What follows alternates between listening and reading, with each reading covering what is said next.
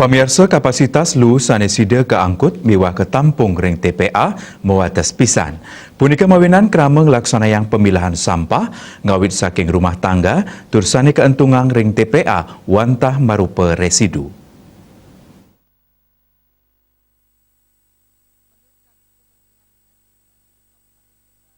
Anutin saking penarkan volume lu harian ring Jembrane ngantos 106 dasa 4 ton.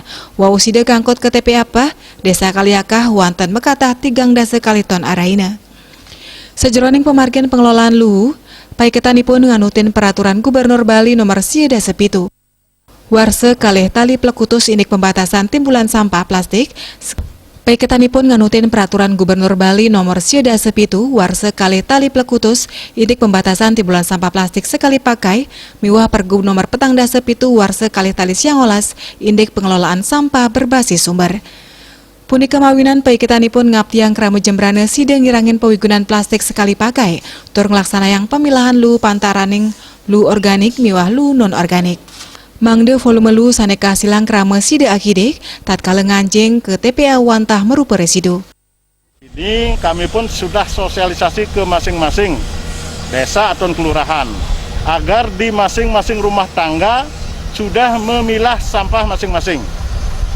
Dan diharapkan setiap rumah tangga mempunyai tempat pembuangan sampah, dalam hal ini pemilahan, agar sudah dipilah mana sampah organik dan sampah anorganik. Diharapkan nanti yang masuk ke TPA hanya residunya aja. Dan kemarin pun Bapak Bupati sudah mengedarkan surat edaran untuk setiap kelurahan dan desa membuat TPST, tempat pengolahan sampah terpadu atau TPS.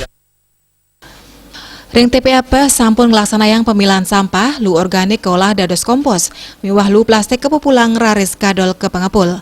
Saking pengolahan lu organik sampun ngasilang 4 kuintal kompos nyabran abulan. Ekayana Bali TV.